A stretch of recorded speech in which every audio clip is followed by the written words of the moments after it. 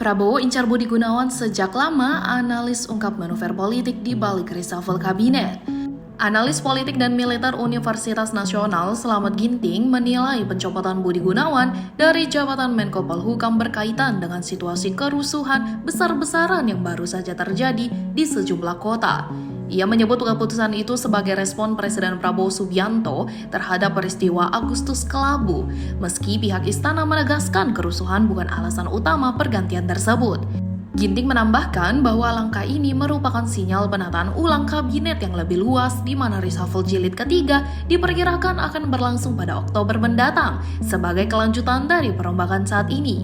Posisi Budi Gunawan sebagai Menko Polhukam yang di reshuffle ini menurut Ginting memberikan tanda bahwa rentan untuk dicopot.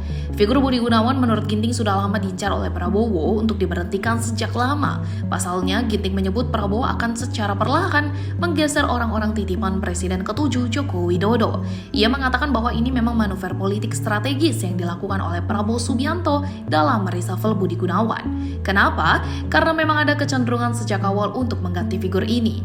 Ginting menilai sejak awal pembentukan kabinet sudah terlihat pola politik akomodasi. Ia mencium adanya kecenderungan bahwa figur-figur yang dianggap sebagai titipan, terutama dari mantan Presiden Joko Widodo, perlahan akan diganti melalui langkah reshuffle yang dilakukan oleh Presiden Prabowo.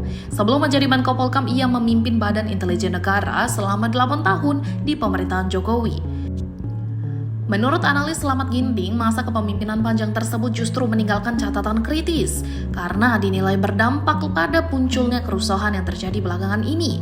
Karena aparatur intelijen kita menjadi tumpul analisisnya.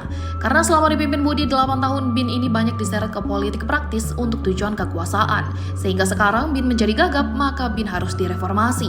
Ginting kemudian menyentil bahwa sudah seharusnya BIN menjadi intelijen negara, bukan justru intelijen kekuasaan untuk kepentingan politik. Selain itu, Ginting juga menilai Budi Gunawan kurang tepat menduduki posisi sebagai kepala BIN karena dianggap tidak menunjukkan karakter intelijen yang tertutup.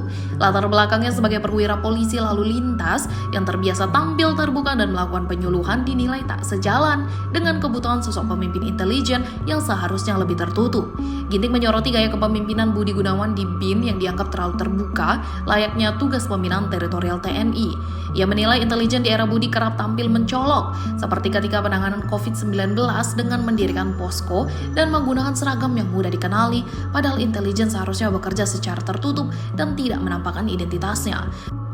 Bahkan kantor BIN di bawah kepemimpinannya disebut mirip kantor partai karena dicat merah, sesuatu yang menurut Ginting tidak sesuai dengan prinsip kerahasiaan intelijen.